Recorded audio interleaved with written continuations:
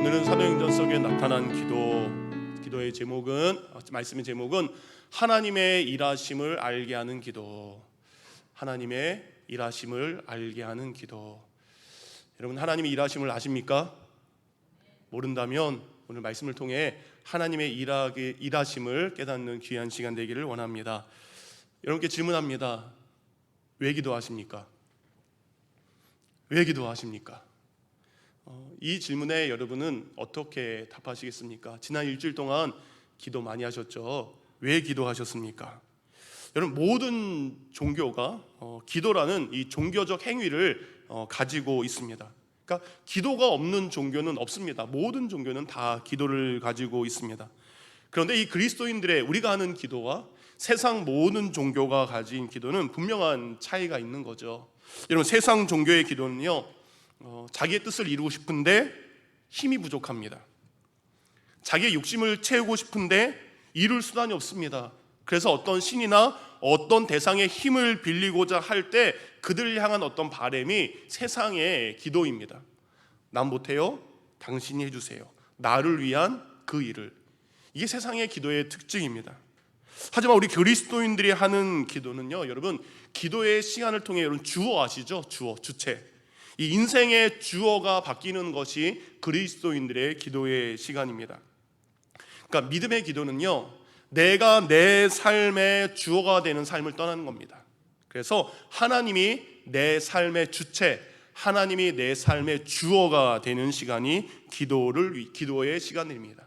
그러니까 나를 위해 하나님이 이렇게 해주세요, 나를 위해 하나님이 무엇인가 이렇게 내게 주세요 라고 하는 기도가 아니라 하나님을 위해 내가 내 삶을 드립니다. 하나님의 뜻을 위해 내 자신이 변화되기 원합니다. 이게 그리스도인들의 기도입니다. 여러분은 하나님 나를 위해 하는 기도를 하고 계십니까? 아니면 내가 하나님을 위해 하는 기도가 여러분이 하는 기도입니까? 그래서 기도는요, 역전의 시간이라고 이야기합니다. 그러니까 나를 위해 누군가를 이기는 역전이 아니라 여러분, 내가 내 자신을 이기는 역전의 시간이 바로 기도의 시간이 일어납니다. 여러분, 세상에서 제일 이기기 힘든 사람이 누구예요? 아내가 아닙니다. 세상에서 제일 이기기 힘든 분은 뭐예요? 우리 자신입니다. 그래서 기도는 뭐가 역전되는 시간입니까? 바로 내가 나 자신을 역전시키는 시간이 바로 하나님께서 우리에게 허락하신 기도의 시간입니다. 여러분, 왜 많은 그리스도인들이 기도하지 않는 세상 사람들보다 더 이기적입니까? 정말 교회에 다니면서 기도 정말 많이 해요. 근데 세상 사람들보다 교회에 다니는 우리가 더 이기적인 모습을 보일 때가 많습니다. 여러분, 그 원인은 뭘까? 예수님의 이름으로 기도합니다. 그런데 예수님의 이름으로 자기와 자기 가족만을 위한 자기 중심적인 기도에 우리가 갇혀있기 때문입니다. 여러분, 지난 일주일 동안 여러분이 드린 수없이 많은 기도는 여러분을 위한 자기 중심적인 기도였습니까? 하나님 중심적인 기도를 여러분이 드렸습니까?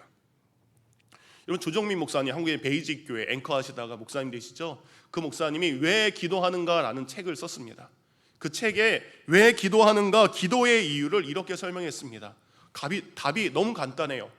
하나님이 우리 아버지시기 때문에. 더 거창하고 더 뭔가 대단한 답이 있을 줄 알았어요. 근데 목사님의 답은 너무 짧았습니다.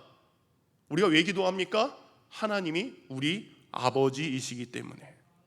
여러분, 우리가 기도를 통해서 하나님을 신으로만 경험하는 것이 아닙니다. 기도를 통해서 우리는 하나님이 나의 아버지 되시는 것을 경험해야 한다는 겁니다. 여러분, 기도할 때 하나님이 신이신 것만을 경험하길 원하십니까? 아니면 하나님이 나의 아버지인 것을 경험하길 원하십니까? 기도 응답할 때만 나의 아버지가 아니라 때로는 내가 간절한 눈물에 기도를 드렸지만 응답하지 않는 그 순간에도 하나님이요, 나의 아버지가 되시는 것을 우리는 기도를 통해 경험해야 됩니다. 아버지는 당연히 자녀들을 사랑합니다. 그래서 자녀들의 소원을 들어줍니다. 자녀들을 사랑하기 때문에 요구하는 것을 대부분 얘기해 줍니다. 그런데 자녀들을 아무리 사랑하지만 그들이 요구하는 것에 무조건 다 들어주지 않습니다. 거절할 때가 있고 자녀들의 요구에 침묵할 때가 있다라는 겁니다. 여러분이 어렸을 때 아버지가 여러분을 위해서 얼마나 힘들게 일하시는지, 얼마나 힘들게 사시는지 어린 자녀들의 눈에는 아버지의 힘듦과 어깨의 무게를 모릅니다. 안 보입니다. 근데 조금만 성장해 보니까 아버지가 자녀들을 위해서, 부모님들이 자녀들을 위해서 얼마나 힘들게 일하셨고 얼마나 수고하셨는지 우리는 어릴 때는 모르지만 장성한 다음에는 그것을 깨닫게 됩니다. 마찬가지입니다. 우리의 믿음이 어리고 우리의 믿음이 연약했을 때는 하나님이 나를 위해 일하시는 것이 뭐예요? 안 보입니다. 정말 하나님이 계신 것이 맞을까? 그런데 우리의 믿음이 성숙한 믿음이 있다면, 우리가 성숙한 믿음을 가지고 기도한다면 우리는 그 순간 알게 됩니다. 하나님은 지금도 변함없이 나를 위해 일하고 계시는구나. 믿으십니까?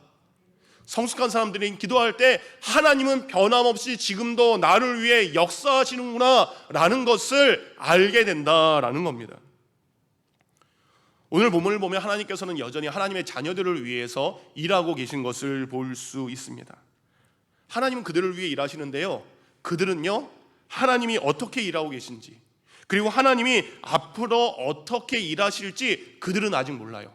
하나님만 알고 있는 상태입니다. 오늘 성경을 보니까 지난주에 우리가 죽은 다비다를 살린 베드로가 등장합니다. 거룩한 삶을 살고 있는 고넬료가 등장합니다. 그런데 지금 이들은요 하나님께서 자신들 앞에서 어떤 일을 행하실지 아직은 알지 못합니다. 고넬료는 가이사랴에서 기도하고 있고요, 베드로는 욥바라는 곳에서 서로 다른 곳에서 기도하고 있지만 그들은 아직 하나님께서 그들의 삶을 어떻게 인도하실지, 하나님이 어떤 방법을 일하실지 알지 못합니다. 근데 그들은요 모르지만 뭐합니까? 그저 기도할 뿐입니다. 이게 어떻게 해결될지 우리는 모릅니다. 그런데 기도를 포기하지 않습니다. 여러분, 우리는요 지난주 우리 백부장 고넬료의 삶처럼 우리는 경건한 삶을 가지고 살아가게 됩니다. 우리가 경건한 삶을 살아갈 때 하나님 우리의 기도에 응답하셨죠. 그래서 고넬료에게 하나님은 천사를 보내십니다. 그리고 그에게 명령하시죠. 욥바라는 곳에 가서 베드로를 너의 집으로 초청해라. 하나님이 장소를 이야기했습니다. 어디로 가라. 베드로, 누구를 만나야 된다, 사람을 이야기하셨습니다. 그런데 왜 고넬료 자신의 집으로 초대해야 되는지 그 이유는 아직 말씀하지 않으셨습니다. 고넬료는 이유를 아직 모릅니다. 그런데요 어떤지 모르지만 그는 자신의 부하와 그리고 하인들을 불러서 그를 욥바로 보내서 베드로를 데려오는 그 하나님의 말씀에 순종하게 됩니다. 여러분, 욥바는요 가이사랴의 옆 동네가 아닙니다. 30마일 정도, 50km 정도 떨어진 해변가에 있는 마을입니다. 그러니까 고넬료가 하나님의 말씀에 순종해서 사람을 보내지만 정작 베드로가 자신의 초청에 올지 안 올지 모릅니다. 보내는 고넬료나 그리고 보냄을 받아서 가는 경건한 하인들, 부하들이나 초청의 대상인 베드로, 어떻게 일이 돌아갈지 그들은 아무도 알지 못하는 당황스러운 상황이 되는 것입니다. 우리는 이유를 알아야 움직이고 순종합니다. 근데 고넬료는 하나님께 이유를 묻기보다 하나님께서 하시는 말씀을 신뢰해서 그 말씀 그대로를 순종합니다. 제가 항상 이제 무엇인가를 할 때 한번 고민하는 게 있습니다. 저희 아내에게 묻습니다. 여보, 이 일을 했으면 좋겠어 라고 할 때에 저희 아내는 이유와 목적을 얘기하라고 합니다. 이거 왜 해야 돼? 이걸 하는 목적이 뭐야? 이분을 찾아가는 이유가 뭐야? 그럼 저는 그거에 대해서 설명을 하고 그 설명에 오케이 하시면 같이 저를 따라와 주십니다. 근데 당연한 거예요. 우리가 어떻게 그 일을 할지 모르기 때문에 이유를 모르면 우리가 움직이기가 쉽지 않습니다. 근데 고넬료는 이유를 모르지만 일단 순종합니다. 왜냐하면 너의 종들을 보내서 그를 데려오라고 말씀하신 분이 누구입니까? 하나님이시기 때문입니다. 하나님께서 그렇게 명령하셨다면, 하나님이 그렇게 말씀하시는 것을 신뢰한다면 누가 책임져 주십니까? 하나님이 책임져 주실 것을 믿기 때문입니다. 여러분, 우리는 언제나 고민해요. 어떻게? 이게 어떻게 될 것인가? 우리는 언제나 너무 깊게 생각합니다. 왜?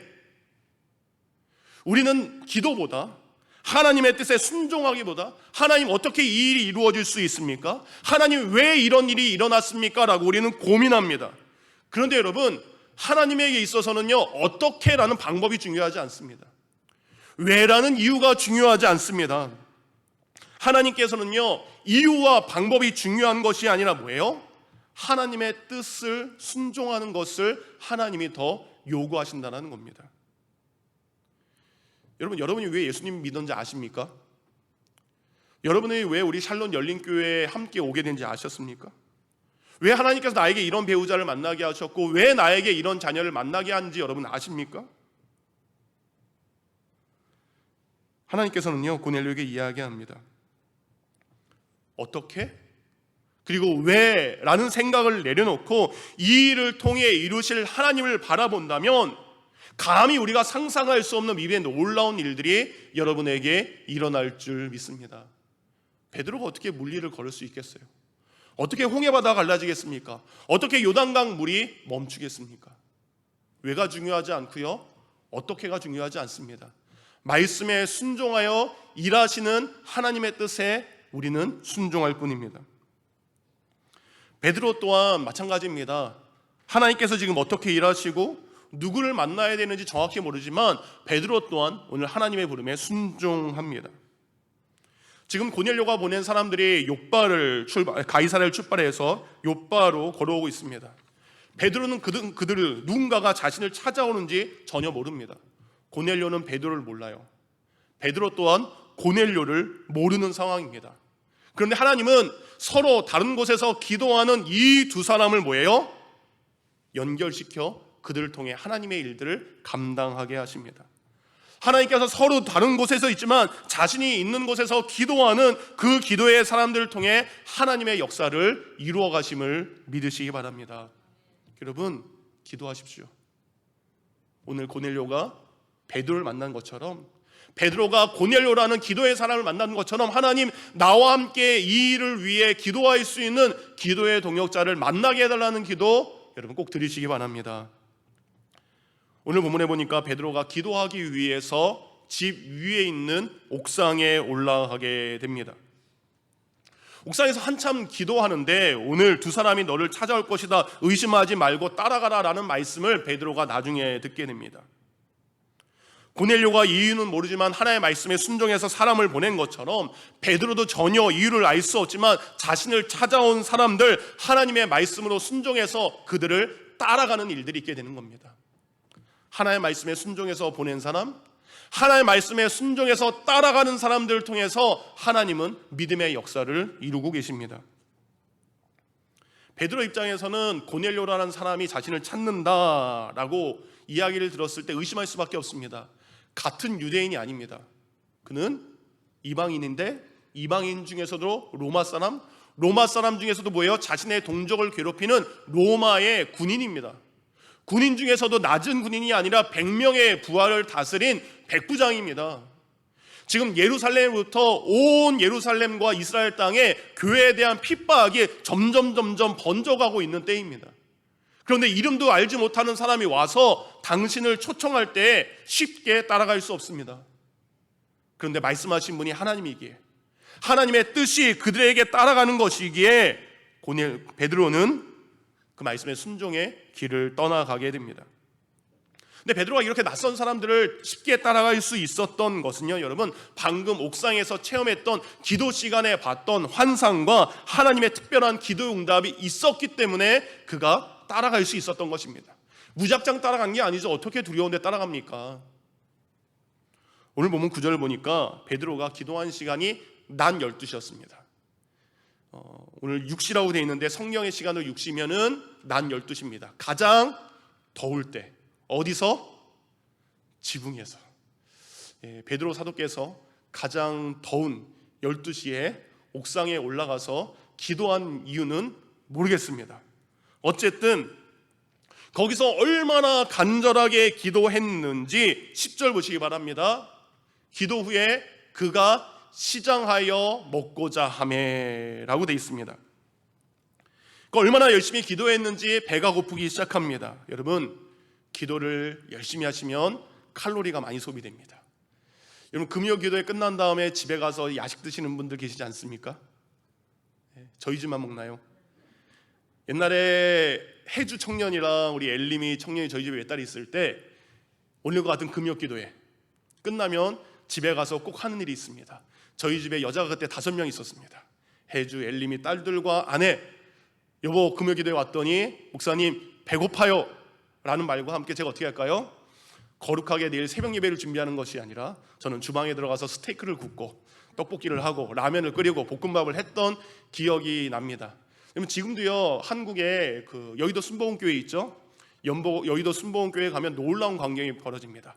금요 기도회가 끝나면 그 앞에 포장마차들이 쫙 깔립니다. 기도하고 나온 사람들이 가서 먹을 수 있도록. 여러분, 기도하면 배가 고픕니다.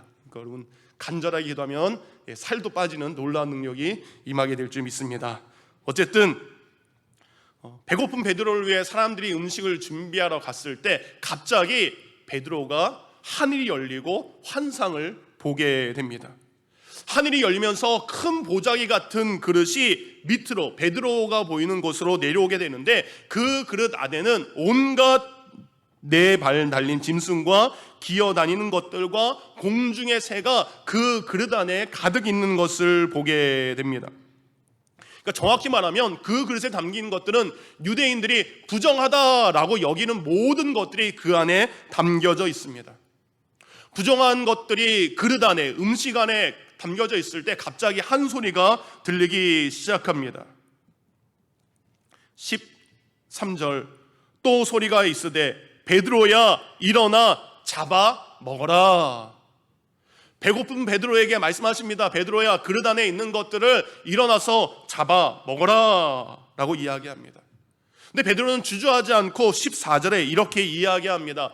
베드로가 이르되 주여 그럴 수 없나이다. 속되고 깨끗하지 아니하는 것을 내가 결코 먹지 아니하겠나이다 하며, 지금 내가 너무 배고파서 헛것이 보이나 의심이 들기도 합니다. 하지만 베드로는 하나님, 내가 아무리 배가 고파도 율법에서 정한 부정한 것들은 내가 절대 먹을 수 없습니다.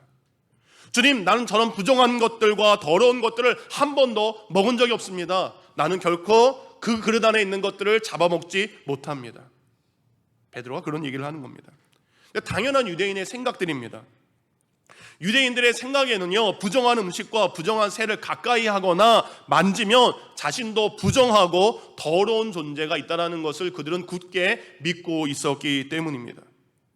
그래서 절대 안 먹는다는 베드로에게 두 번째 음성이 들립니다. 15절입니다. 또 두 번째 소리가 있으되 하나님께서 깨끗하게 하신 것을 내가 속되다 하지 말라. 결국 뭐예요? 깨끗하니 잡아 먹으라 라고 이야기합니다. 베드로는 다시 한번 하나님 못 먹습니다라고 거절합니다. 근데 하나님은 포기하지 않고 다시 한번 말씀하십니다. 하나님께서 깨끗하게 하셨으니 네가 더럽다 하지 말아라. 그래서 16절에 보니까 이런 일이 몇 번 있으누? 3번 있으누 그릇이 곧 하늘로 올라가니라. 베드로가 잡아 먹었습니까? 안 잡아 먹었습니까? 안 잡아 먹었어요. 못 잡아 먹었습니다. 하나님이 3번이나 말씀하셨음에도 불구하고 그는 부정한 것이라고 그는 입에 대지 않았습니다. 여러분, 보자기 같은 그릇에 담긴 것, 베드로와 하나님 뭐예요? 똑같이 보고 있습니다. 하나님은 깨끗하다고 이야기하는데 사람인 베드로는 그것을 보고 부정하고 더러운 것이라고 이야기합니다. 근데 우리도 마찬가지예요. 우리가 교회에서나 일터에서나 어떤 같은 사람을 봅니다.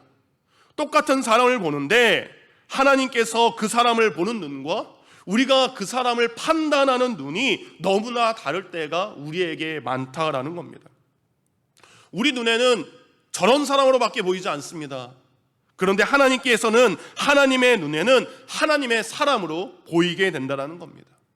사람의 눈에는 죄인으로 보이지만 하나님의 눈에는 그도 사랑해야 될 자녀로 보인다라는 겁니다.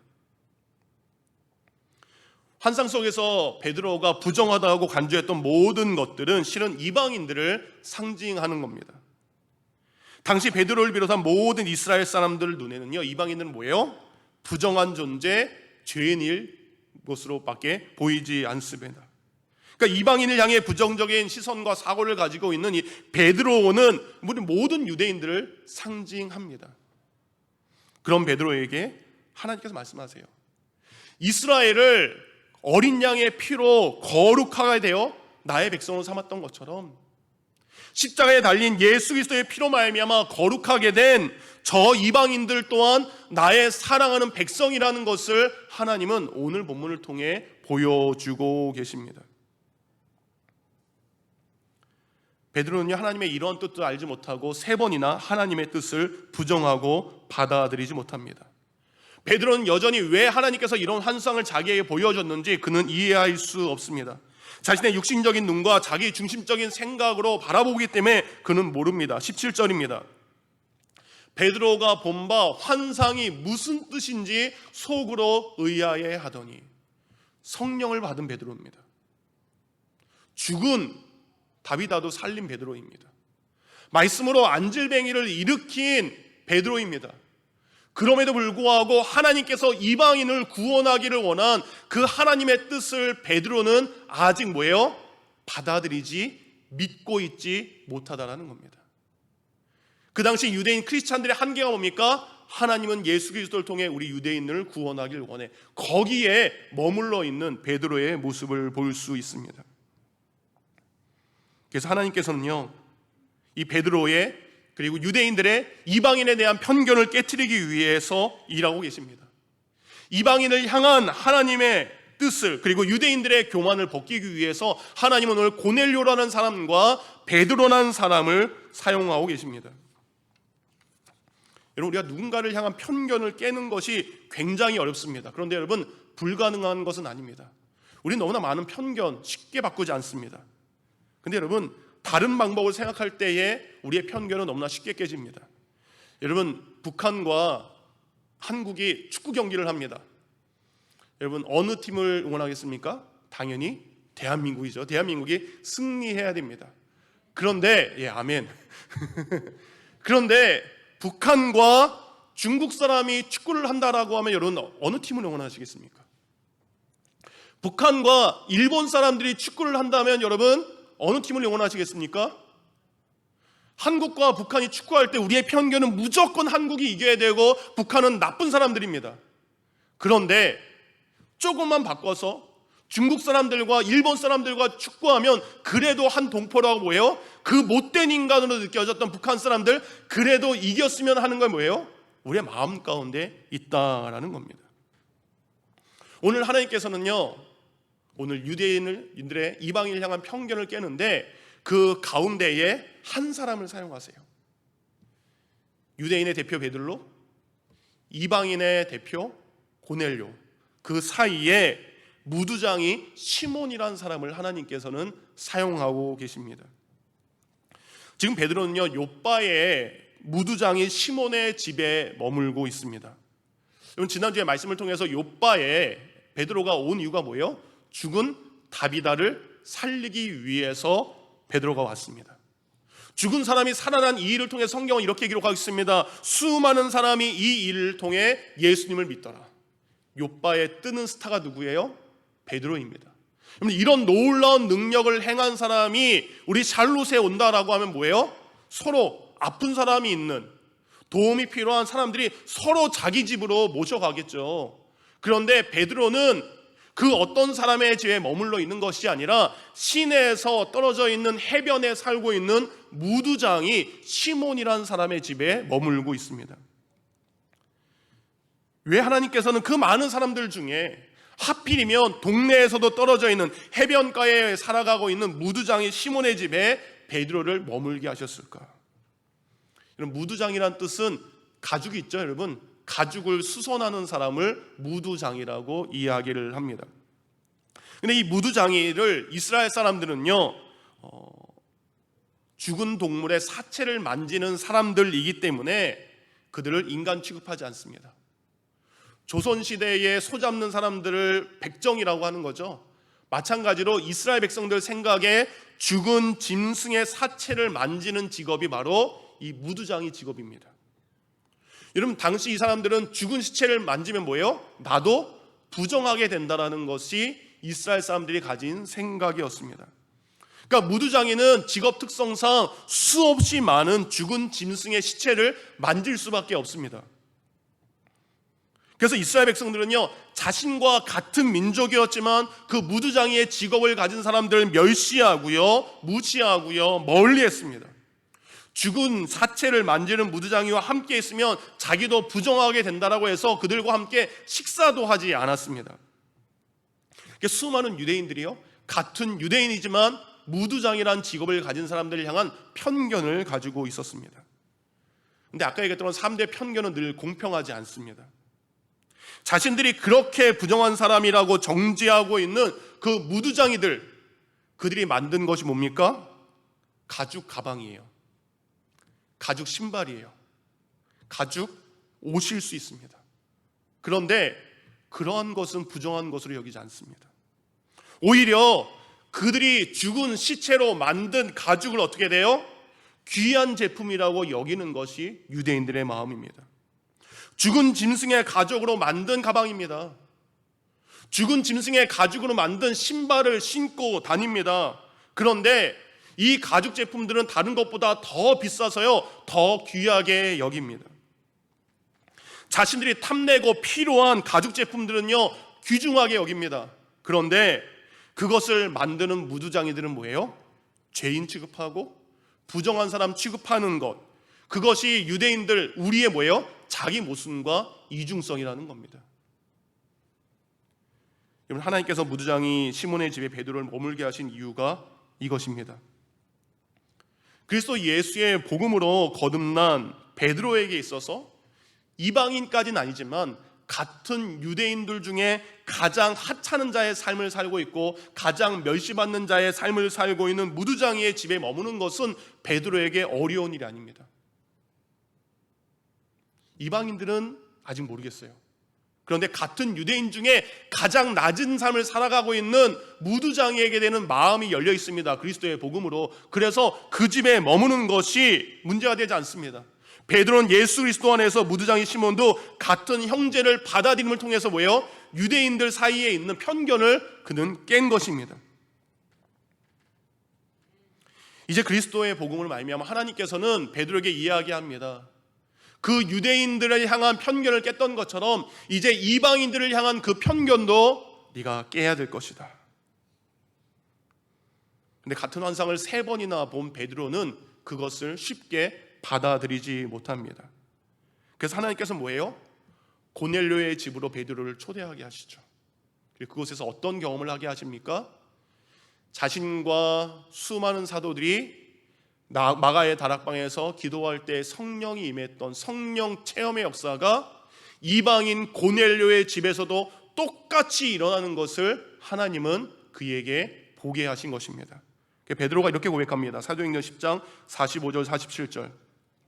베드로와 함께 온 할례 받은 신자들, 곧 유대인들이죠, 이방인들에게도 성령에 부어주시는 말미암아 놀라니 이는 방언을 말하며 하나님 높임을 들음이로라. 이에 베드로가 이르되 이 사람들이 우리와 같이 성령을 받았으니 누가 능히 물로 침례 베품을 그 말이에요. 아직까지는 베드로가 이방인들을 받아들이지 못합니다. 근데 말씀에 순종하여 고넬료의 집에 갔을 때, 고넬료의 집에서 베드로가 말씀을 전했을 때에 마가의 다락방에서 성령이 임했던 것처럼 이방인의 집에도 성령이 임한 것을 보고 뭐예요? 그의 편견은 깨지게 되는 것입니다. 환상을 통해 잡아먹지 못했던 그것을 하나님이 정결하게 하신 것을 이제 베드로는 받아들이게 된 것입니다. 사랑하는 성도님들, 그렇게 베드로와 고넬료는 하나님의 일하심을 보게 됩니다. 유대인에게만 있는 하나님의 놀라운 구원의 역사가 바로 이방인들에게도 일하고 있음을 그들은 기도를 통해 알게 됩니다. 그들은 서로 다른 곳에 태어났습니다. 서로 다른 삶을 살던 곳이었지만 하나님은 그들을 만나게 하심을 통해서 하나님의 일을 감당하게 하셨습니다. 여러분, 내 생각으로 될 수 없는 하나님의 일, 내 편견으로 도저히 불가능한 하나님의 뜻을 이루기 위해서 하나님은 서로 다른 곳에서 기도하는 두 사람을 만나게 함으로 하나님의 일하게 하심을 보인 줄 믿으시기 바랍니다. 이런 만남이 있는 곳에 하나님의 일하게 하심을 여러분이 체험하게 될 줄 믿습니다. 오늘 하나님의 일하심을 고넬료와 그리고 베드로가 동참했던 것처럼 여러분 기도를 통해서 하나님의 일하심을 경험할 수 있는 귀한 성도가 되기를 주님의 이름으로 축원드립니다.